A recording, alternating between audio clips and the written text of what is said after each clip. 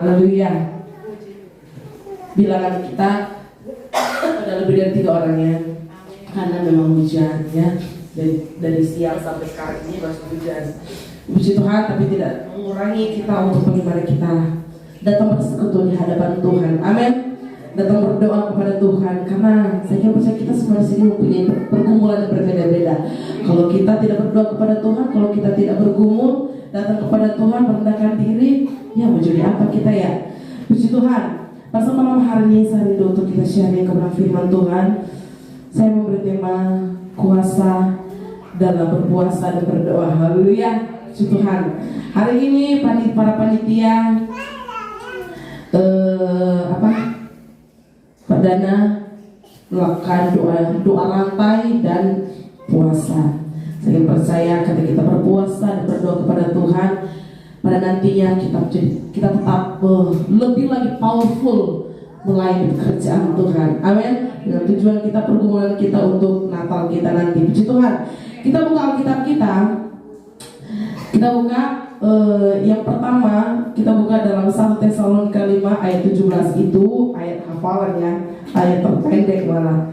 1 Tesalonika 5 ayat yang ke-17 dikatakan apa di sana? 1 Tesalonika 5 ayat yang ke-17 dikatakan di sana, tetaplah berdoa. Ayat yang kedua kita buka dalam Matius 17 ayat yang ke-21. Matius 17 ayatnya yang ke-21. Jenis ini tidak dapat diusir kecuali dengan berdoa dan berpuasa. Haleluya. Tema pada malam hari ini ialah kuasa dalam berpuasa dan berdoa.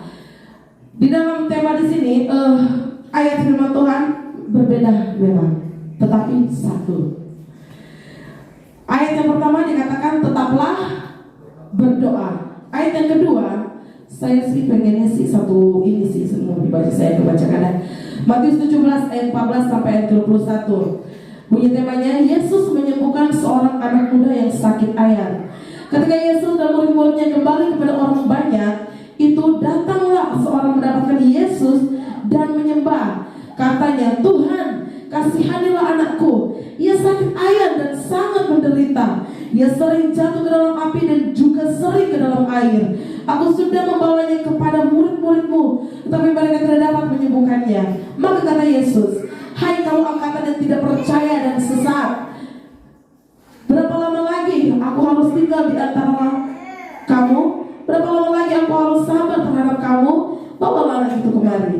Dengan keras Yesus menegur dia, lalu keluarlah setan itu daripadanya, dan anak itu pun sembuh seketika juga. Ayat 19. Kemudian murid-murid Yesus datang dan ketika mereka sendirian dengan dia, bertanyalah mereka, mengapa kami tidak dapat mengusir setan itu? Ia berkata kepada mereka, karena kamu kurang percaya.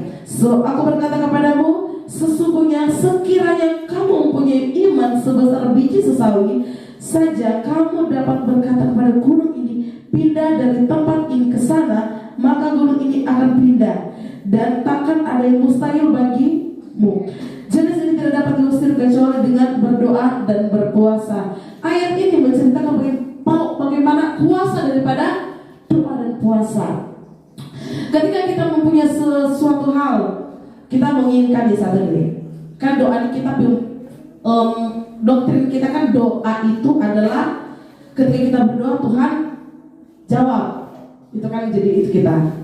Tetapi kadang kalau orang Kristen lupa dia berdoa, tetapi di dalam 1 Yohanes 5 ayat 14 kita buka 1 Yohanes 5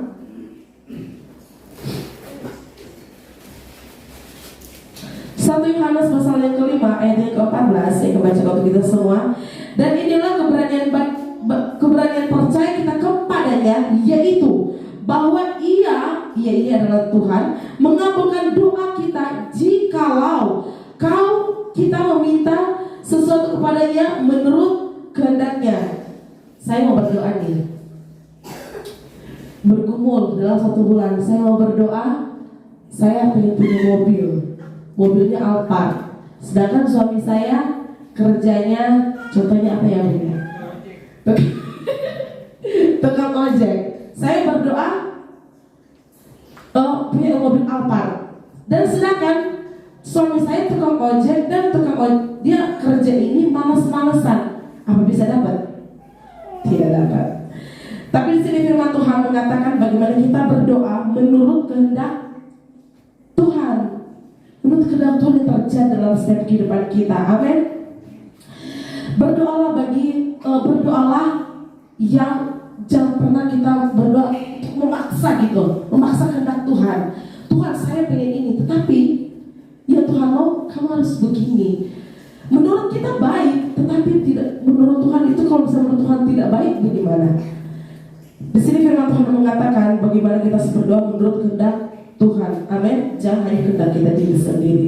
Kadang-kadang manusia nih, saya ingin itu, kita banyak menuntut Tuhan, tetapi tuntutan Tuhan dalam kehidupan kita jarang kita laksanakan. Haleluya. Puji Tuhan. Dan di sini pada malam hari ini bagaimana kita harus berdoa. Berdoa itu adalah prioritas kita yang Tuhan ajarkan dalam kehidupan kita, yang Tuhan ajarkan dalam Alkitab pada murid-muridnya. Ialah bagaimana katakan ajarkan kami untuk berdoa. Bukan murid-muridnya bukan bilang begini, Tuhan ajarkan kami untuk pimpin pujian. Tuhan ajarkan kami untuk bisa bawa mobil. Tuhan ajarkan kami bisa main tamborin. Tuhan ajarkan kami agar bisa begini. Ya Tuhan mau kita harus terus belajar berdoa. Ya Tuhan Yesus yang melakukan selama dia mengabarkan Injil, dia itu selalu berdoa. Ketika kita berdoa dengan sungguh-sungguh, itu penuh kuasa. Amin. Perkara yang mustahil bagi manusia, ketika kita berdoa kepada Tuhan dengan sungguh-sungguh menurut kehendak Tuhan, ketika kita berdoa dan merendahkan diri kepada Tuhan, Tuhan akan menjawabnya indah pada waktunya. Amin. Seperti kita sudah mengetahui kejadian daripada Hana, kandungannya sudah ditutup, tetapi ketika dia datang berdoa kepada Tuhan, merendahkan diri kepada Tuhan, yang terjadi apa? Tuhan membukakan rahimnya kembali. Haleluya. Begitu juga dalam kehidupan kita. Hal yang sama dengan puasa. Puasa yang benar sangat besar kuasanya. Amin. Dengan berpuasa kita melayani Tuhan, kita menjadi lebih powerful. Betapa pentingnya kita harus berpuasa para pelayan Tuhan. Haleluya. Betapa pentingnya itu. Nah, di sini kita harus belajar bagaimana kita berdoa dan berpuasa kepada Tuhan. Karena berpuasa itu untuk juga bagaimana kita misalnya nih, ada karakter yang membuat menjadi pergumulan kita. Dengan kita berpuasa, yang kita percaya semuanya akan dirubah itu. Karena dengan berpuasa kita mengendalikan diri, penguasaan diri. Kita bukan hanya menahan lapar, bukan hanya menahan minum, tetapi kita menahan karakter kita. Betul? Kita menahan karakter kebiasaan kita yang jelek, yang kadang-kadang Tuhan, saya tidak suka kamu begini. Jadi kita harus berpuasa. Puji Tuhan, para panitia puasanya luar biasa. Haleluya. Dari jam 12 apa Bu? Dari jam 12 malam sampai jam 5 sore. Tuhan Yesus menolong, memberikan kekuatan dalam kehidupan kita dalam berdoa puasa. Untuk tujuan kita adalah bagaimana kita lebih powerful dalam melayani Tuhan, mendoakan untuk Natal kita nanti. Haleluya. Puasa itu sangat besar kuasanya. Dengan puasa kita juga bisa menjadi lebih powerful, dan juga puasa juga bisa mengubah kehidupan kita. Karena di puasa kita belajar untuk menahan diri. Kita buka di dalam Ezra pasal yang ke-8. Ezra pasal yang ke-8 ayatnya yang ke-23. Saya akan bacakan. Jadi berpuasalah kami dan memohonkan hal itu kepada Allah, dan Allah mengabulkan permohonan kami. Luar biasa ya. puasa yang benar, berdoa dan berpuasa yang benar, kita datang kepada Tuhan, merendahkan diri kepada Tuhan, Tuhan akan mengabulkan setiap doa kita yang berkenan di hadapan Tuhan. Amin. Jadi jangan pernah jemu-jemu untuk kita berpuasa. Haleluya. Tetapi jika kita berpuasa dalam keadaan masih kita tidak bisa mengendalikan diri kita, itu akan menjadi nol besar, akan menjadi puasa yang sia-sia. Tetapi di sini ketika kita punya permohonan, pergumulan kepada Tuhan, kita datang kepada Tuhan berpuasa dan berdoa, Tuhan akan mengabulkan. Tetapi kita harus mempunyai hati yang kudus di hadapan Tuhan. Amin. Yang Tuhan mau dalam kehidupan kita dalam berpuasa, kita jangan salah berpuasa. Kita ada buka dalam Alkitab kita, Yesaya pasal yang ke-58. Yesaya pasal yang ke-58 ayatnya yang ke-4 sampai ayat yang ke-5. Saya akan bacakan untuk kita semua.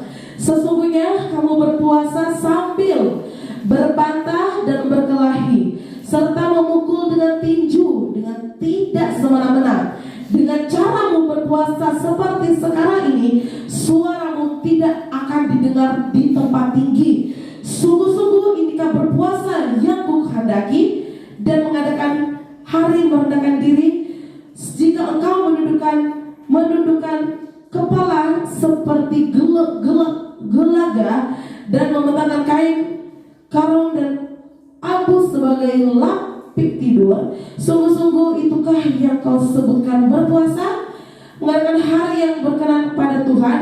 Ayat ke-6. Bukan, berpuasa yang kukehendaki ialah supaya engkau membuka belenggu-belenggu kelaliman dan melepaskan tali-taliku, supaya engkau memerdekakan orang yang teraniaya dan mematahkan setiap kuk. Haleluya. Ini yang Tuhan maksud dalam kehidupan kita dalam berpuasa. Amin. Yaitu kita harus mengandalkan diri kita. Kalau misalnya kita masih dalam berpuasa, saya berpuasa loh, terus kita pakai gue berpuasa, tapi kita masih dalam keadaan sombong, kita masih dalam keadaan angkuh, dalam keadaan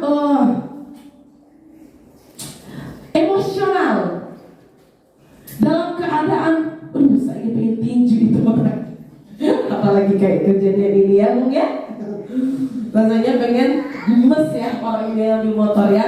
Tapi di sini karena istrimu sharing pada malam hari ini, kita harus belajar mengucap syukur. Amin.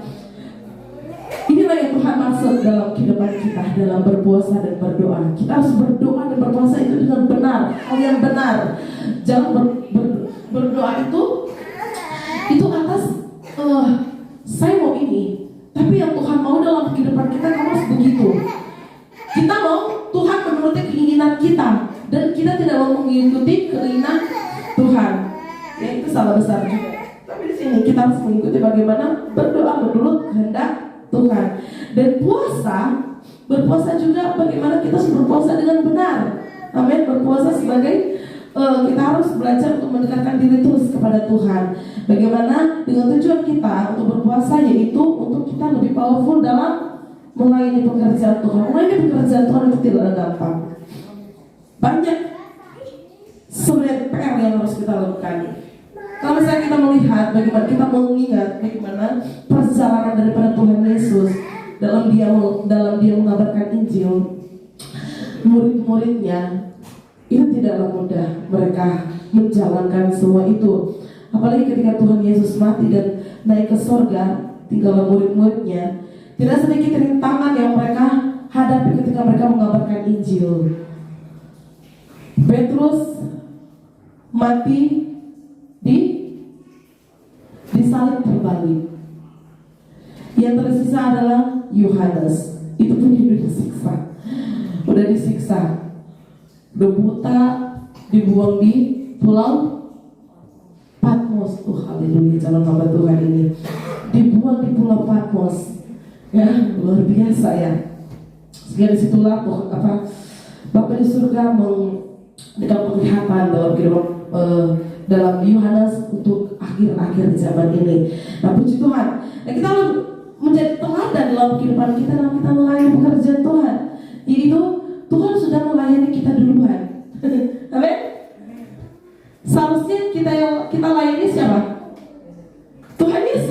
Tapi di sini kita melihat malah terbalik. Yang dilayani kita. Pengorbanan Tuhan, pelayanan Tuhan dalam kehidupan kita sampai saat ini ialah dia mati di kayu salib. Luar biasa kayak gitu. Dia mati di kayu salib. Hanya untuk apa coba? Hanya untuk dosa kita semua. Ya, puji Tuhan, Tuhan Yesus itu baik.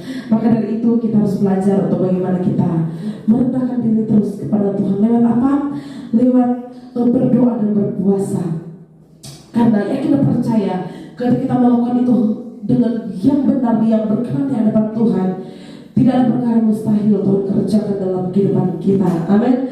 Tidak ada perkara mustahil Tuhan kerjakan. Mungkin bagi kita manusia, aduh, mustahil sangat. Tetapi yakin dan percaya yang firman Tuhan katakan pada Matius tadi di ayatnya yang ke berapa tuh? Di ayatnya yang ke 20 dikatakan sana, lalu berkata kepada mereka, karena kamu kurang percaya, sebab aku berkata kepada sesungguhnya sekiranya kamu mempunyai iman sebesar biji sesawi saja, kamu dapat berkata kepada gunung ini, pindah dari tempat yang ini. Ya. Berpuasa dan berdoa itu juga bisa membuat iman kita lebih apa? Besar. Amin. Satu kesaksian, ada teman seangkatan saya, dia di kelas 2, dia kelas 1-nya di Lamuan, di Manado. Dia kasih tahu kami, dia mempunyai tumor atau kanker gitu di payudaranya. Dia berpuasa selama 10 hari 10 malam. Luar biasa gak? Dia berpuasa selama 10 hari 10 malam. Keadaan di Lamuan itu sangat dingin, otomatis tidak memungkinkan menahan lapar karena dingin. Tetapi dia bisa, karena tujuan dia adalah untuk biar supaya dia sembuh dari kanker hati. Sama aja kali ya, sakitnya itu di payudara. Tapi seperti yang saya bilang tadi, Tuhan bilang, ketika kita punya iman, mempunyai sebesar sekali saja dan berdoa dan berpuasa kepada Tuhan, tidak ada perkara mustahil Tuhan kerjakan. Dan pada waktu dia sudah sembuh. Kami pun sampai tercengang-cengang gitu di cerita. Karena saya kan orang Manado, orang gunung. Saya tahu keadaan di Lamuan itu dingin kalah itu puncak, dingin banget di sana. Tapi dia bisa, karena dengan tujuan dia itu untuk biar supaya dia mendapatkan mujizat daripada Tuhan, mujizat yang luar biasa itu dalam kehidupannya. Dia sembuh dari kankernya itu, dari sakitnya itu, dan dia lanjut kelas 2 di Palembang. Dia cerita, kami sampai merinding dengarnya.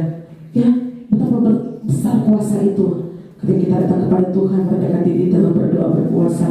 Tema saya pada malam hari, kuasa dalam berpuasa dan berdoa. Asalkan kita berdoa dan berpuasa itu dengan yang benar. Amin. Saya percaya para panitia yang ada, setiap pelayan-pelayan Tuhan Eklesia yang ada, mempunyai pergumulan yang berbeda-beda. Inilah saatnya untuk kita berpuasa dan berdoa kepada Tuhan. Hari ini kita sudah mulai doa rantai dari jam 5 pagi sampai jam 5 pagi juga. Jam 5 sore. Dan lanjut judul. Karena saya tidak ada perkara mustahil yang Tuhan kerjakan dalam kehidupan kita, terutama dalam pelayanan kita ya di tempat ini. Amin. Saya percaya ketika kita melayani dengan sungguh-sungguh, dengan powerful yang Tuhan berikan dalam kehidupan kita, yakin ketika kita meminta kepada Tuhan dengan menurut kehendak Tuhan, kita percaya Tuhan pasti akan selalu menolong kita. Amin. Dan saya kena percaya juga Tuhan pasti akan menolong Anda dalam pekerjaannya dan motornya juga. Haleluya. Asalkan dia tetap terus menjadi pelayan Tuhan, full timer yang ada di tempat ini. Kemarin saya cerita sama nyokap, sama mama yang di Gomek. Saya bilang, Ma, untuk kemarin bilang, kenapa? Diambil orang. Mamaku cuma bilang begini, dia gak bilang, mamaku gini, kebiasaan dia gini. Dia gak bilang, aduh terus gimana ini? Dia cuma bilang begini, koreksi dirimu. Dia cuma bilang begitu. Dia gak menghakimi sih, tapi dia hanya kayak menyadarkan gitu. Terus saya cerita, kemarin sih udah berapa kali gitu saya nolak pelayanan. Dan itu kata mama, kamu itu sudah menjadi full timer, gak ada apapun kamu. Iya kemarin saya berbantah gitu. Iya kemarin soalnya Daud sakit ini. Oh pertama saya tolak karena Melody ulang tahun. Terus ini si Daud sakit. Saya coba bilang, mungkin itu teguran dari Tuhan. Kamu di situ seharusnya kamu sudah siap. Dalam keadaan kamu, dalam keadaan apapun kamu tetap siap dalam melayani Tuhan. Itu kan sudah menjadi keputusanmu untuk tinggal di pastoring. Iya. Dan Mama tetap berdoa katanya dia gitu. Papa juga dikasih muka saya, bukan menghakimi kami sih, tapi mengingatkan kami untuk bagaimana jangan pernah berdoa pelayanan. Ya, puji Tuhan, Tuhan mengizinkan ini semua dan bagi juga yang support untuk bagaimana kami tetap bersyukur dalam keadaan apapun itu. Dan juga tadi saya memang udah, bisa gak melayani ini, bisa gak ini. Dalam terus pas Bung Andri juga saya kesian tadi saya, gimana ini? Saya dalam istilahnya roh dan daging saya itu kayak bangun tinju gitu. Karena saya orangnya bewek nggak bisa tahan apa namanya tangis kalau misalnya dalam keadaan seperti ini. Tetapi saya dan suami aja saya tegar aja karena yaitu seperti firman Tuhan yang di kata-kata sharing dari Om Dudok, ketika kita bersyukur, belajar bersyukur, di situ Tuhan akan menyatakan mujizatnya. Haleluya, puji Tuhan. Ya kita tetap terus berdoa kepada Tuhan. Dan kita percaya yang Tuhan lakukan dalam kehidupan kita, itu semua yang Tuhan izinkan untuk bagaimana kita lebih lagi setia dalam melayani Tuhan. Saya minta untuk kita semua bangkit berdiri.